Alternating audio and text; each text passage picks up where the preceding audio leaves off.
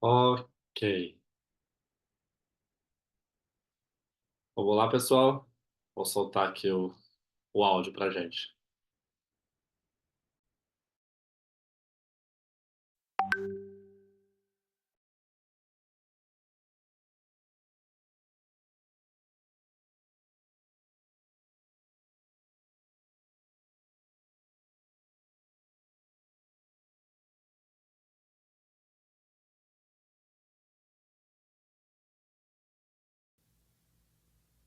Capítulo 4. Estratégias da mente para evitar o agora. A perda do agora. A ilusão central. Pergunta: mesmo que eu aceite que o tempo é uma ilusão, que diferença isso fará na minha vida? Tenho que continuar a viver em um mundo absolutamente dominado pelo tempo.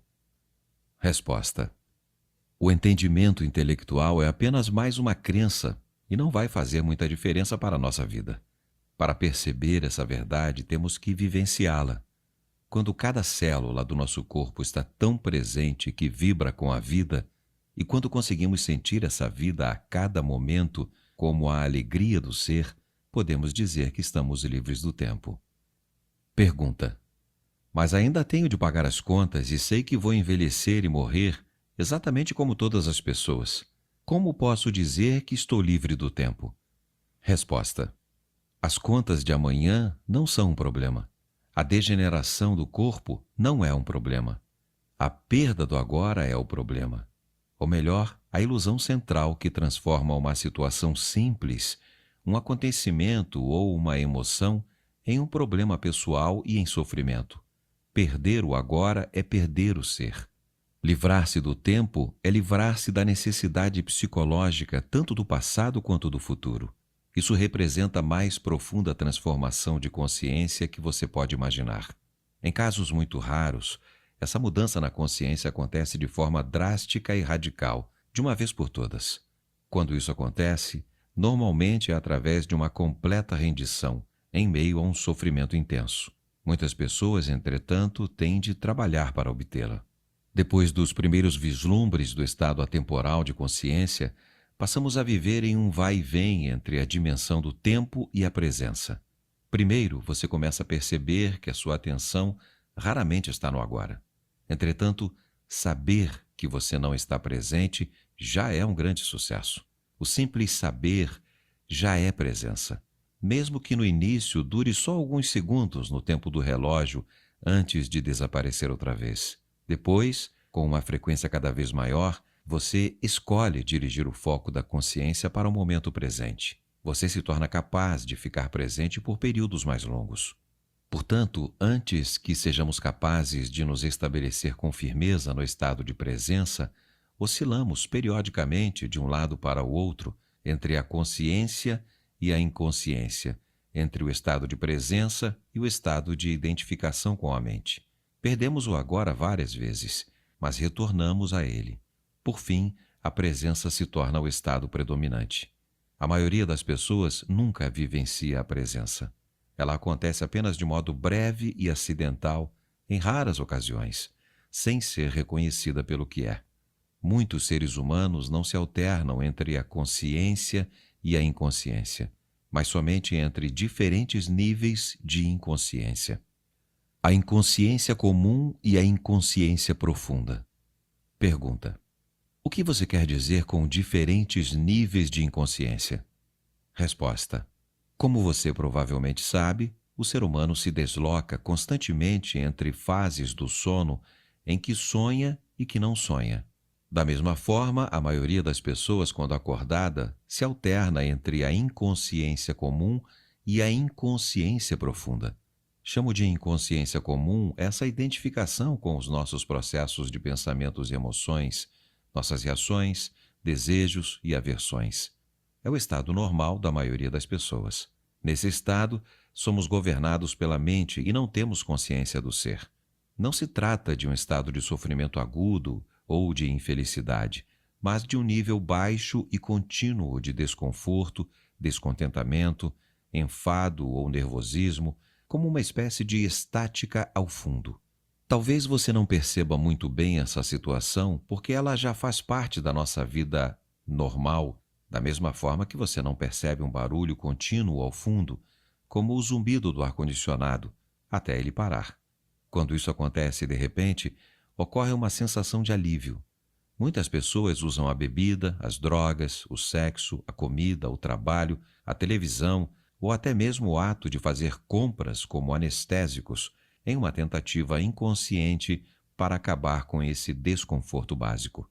Quando isso acontece, uma atividade que poderia ser muito agradável, se feita com moderação, passa a ter um componente de compulsão ou dependência. E tudo o que se obtém sob essa influência traz uma sensação de alívio por um período extremamente curto.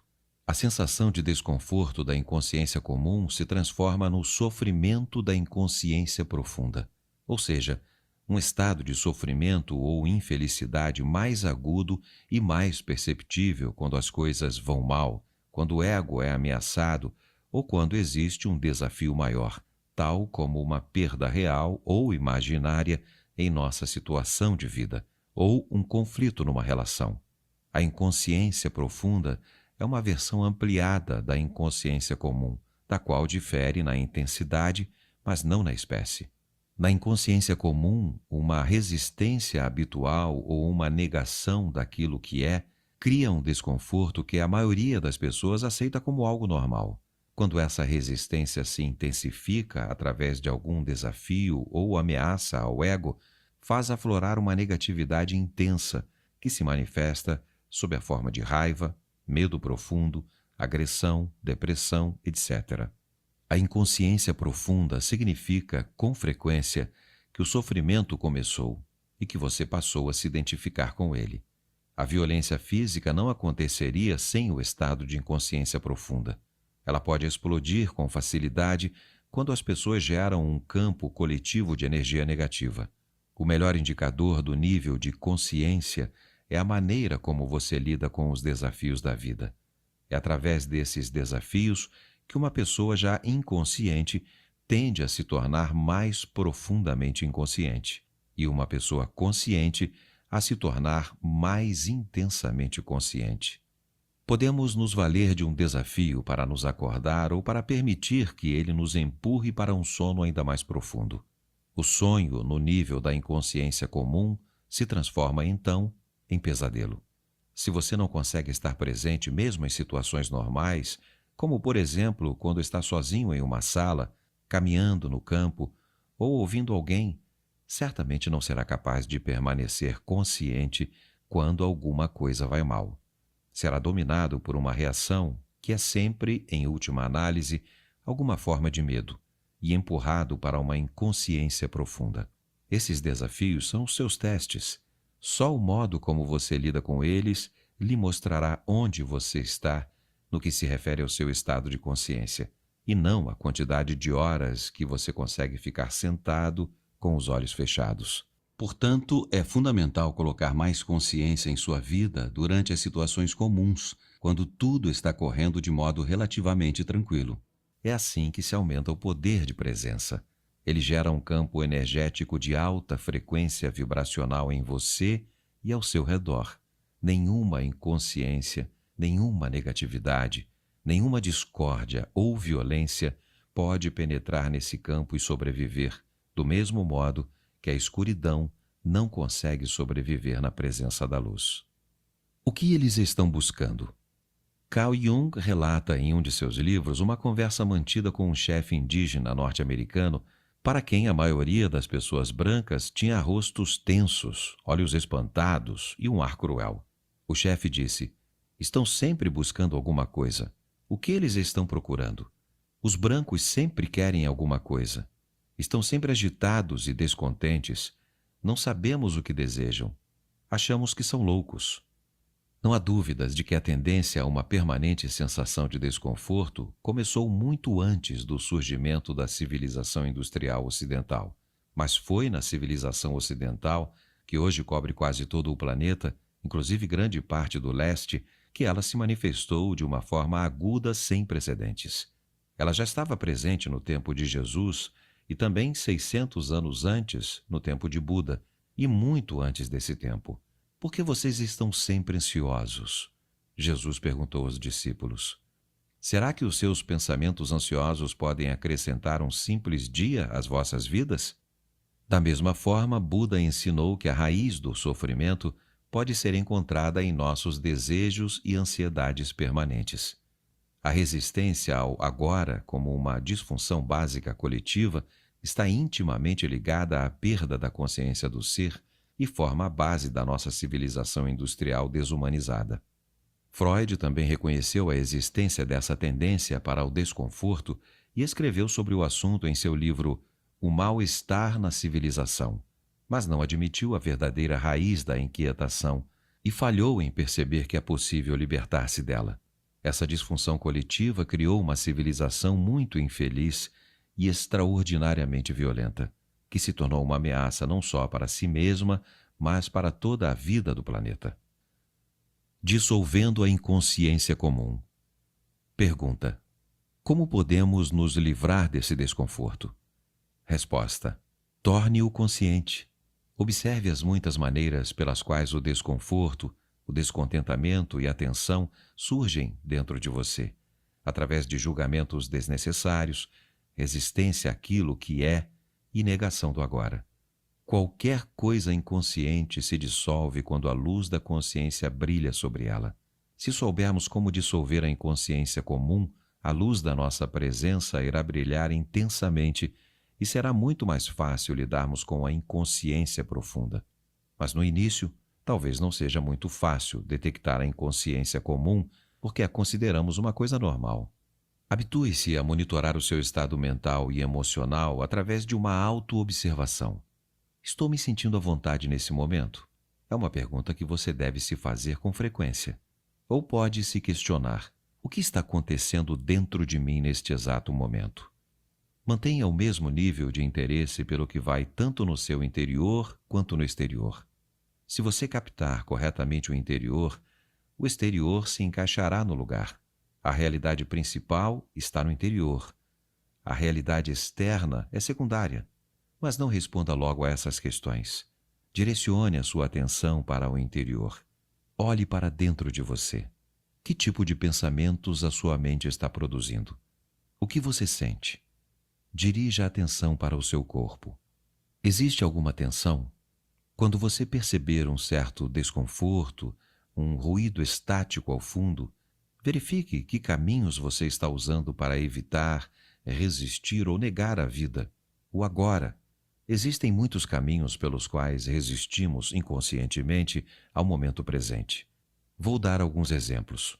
Com a prática, o seu poder de autoobservação, de monitorar o seu estado interior, se tornará mais aguçado. Libertando-se da infelicidade. Você não está satisfeito com as atividades que desempenha? Talvez não goste de seu trabalho ou tenha se aborrecido por ter concordado em fazer alguma coisa, embora parte de você não goste e ofereça resistência.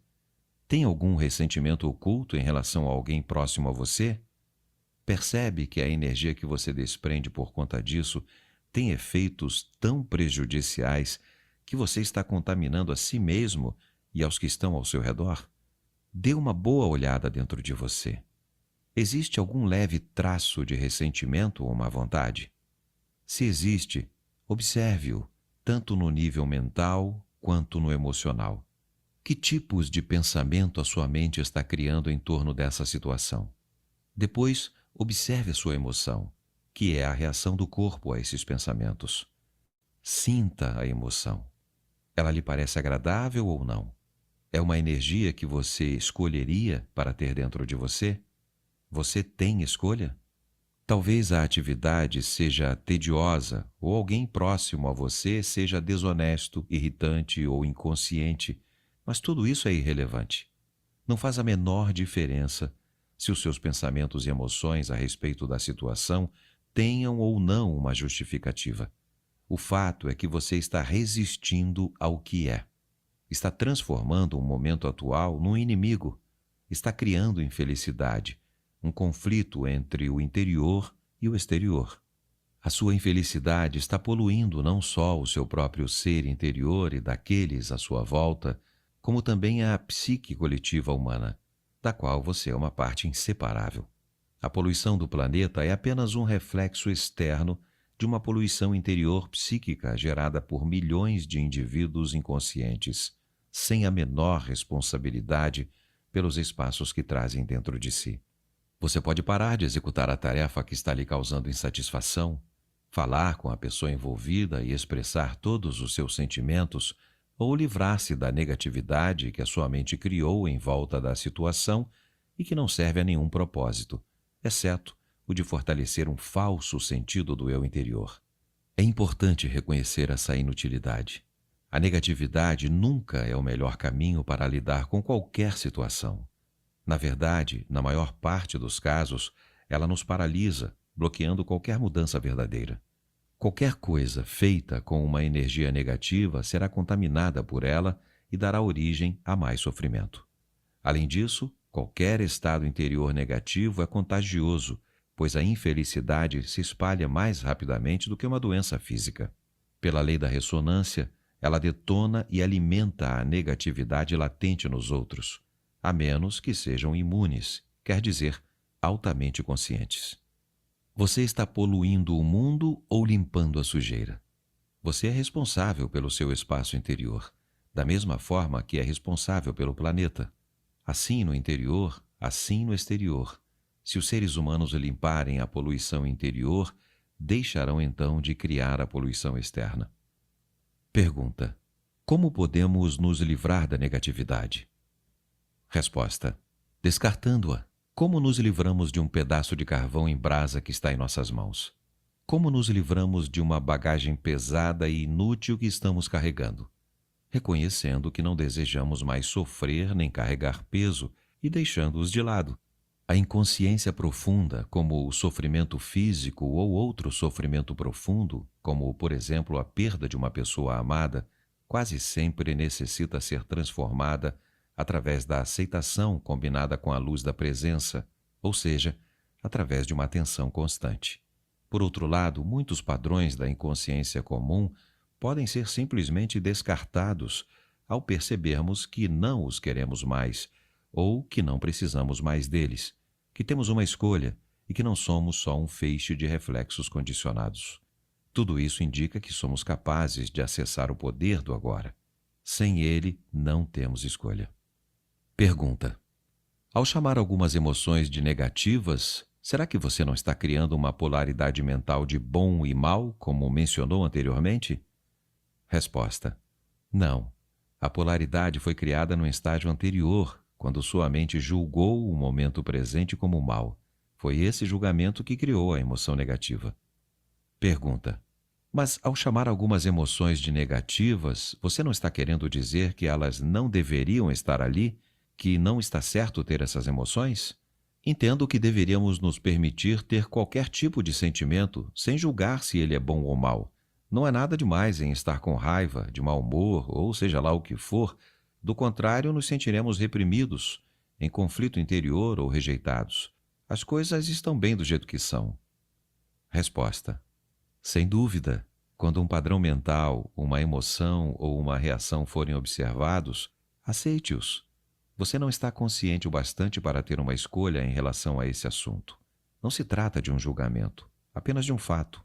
Se você tivesse uma escolha, ou percebesse que, de fato, tem uma escolha, escolheria o sofrimento ou a alegria, o conforto ou o desconforto, a paz ou o conflito. Escolheria um pensamento ou um sentimento que separasse você do seu estado natural de bem-estar, da alegria da vida interior?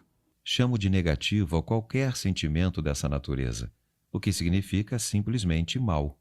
Não no sentido de você não deveria ter feito isso, mas simplesmente o mal no sentido concreto, como sentir dor de estômago. Como é possível que os seres humanos tenham assassinado mais de 100 milhões de seus semelhantes apenas no século XX? Pessoas infligindo um sofrimento de tal magnitude umas às outras está além de qualquer coisa que você possa imaginar. E isso sem considerar a violência física, mental e emocional, a tortura, o sofrimento e a crueldade que os homens continuam a infligir uns aos outros, bem como a outros seres vivos. Será que agem assim em seu estado natural, em contato com a alegria da vida dentro deles? Claro que não. Somente aqueles que vivem num estado profundamente negativo, que se sentem de fato muito mal, poderiam ver tal realidade como um reflexo do modo como se sentem. No momento, essas pessoas estão empenhadas em destruir a natureza e o planeta que nos sustenta. Isso é inacreditável, mas é verdadeiro. O homem é uma espécie perigosamente insana e doente. Isso não é um julgamento, é um fato. É também um fato que a sanidade está lá, por baixo da loucura. A cura e a redenção estão disponíveis neste exato momento. É verdade que, quando aceita seu ressentimento, o mau humor, a raiva, etc., você não sente mais necessidade de manifestá-los de maneira cega e tem menos chance de projetá-los sobre os outros. Mas eu me pergunto se você não está se iludindo. Quando uma pessoa vem praticando a aceitação por um tempo, como é o seu caso, chega a um ponto em que precisa passar para o estágio seguinte, onde essas emoções negativas não são mais criadas. Se você não passa, a aceitação se torna apenas um rótulo mental que permite ao seu ego continuar a ser tolerante com a tristeza e, dessa forma, fortalecer o sentimento de separação das outras pessoas, do seu ambiente, do seu aqui e agora. Como você bem sabe, a separação é a base do sentido de identidade do ego. A aceitação verdadeira poderia transformar tudo de uma vez por todas. E se sabe, bem lá no fundo, que tudo está bem, como você diz, será que esses pensamentos negativos viriam em primeiro lugar? Se não houver julgamento nem resistência ao que é, eles nem surgiriam. A sua mente diz que tudo está bem, mas no fundo você não acredita nisso. E assim os velhos padrões de resistência mental e emocional ainda estão ali. É isso que nos faz mal. Pergunta: isso também não tem importância? Resposta: você está defendendo o seu direito de ser inconsciente? O seu desejo de sofrer? Não se preocupe, pois ninguém vai lhe tirar esse direito. Ao perceber que um determinado tipo de alimento lhe faz mal, você continuaria a comer aquele alimento e insistiria em afirmar que não se importa em passar mal?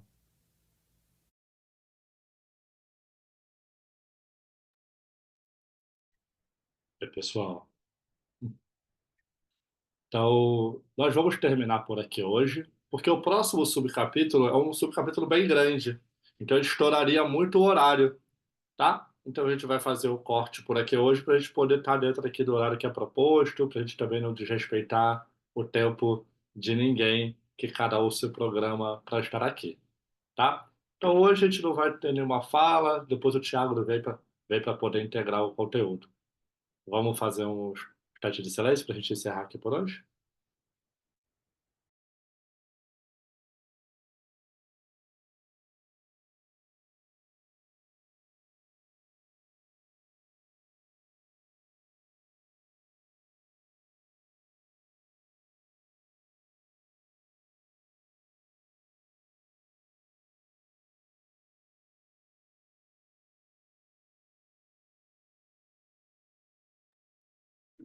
Ok. Beijo, pessoal. Boa semana a todos e todas. Tchau, tchau.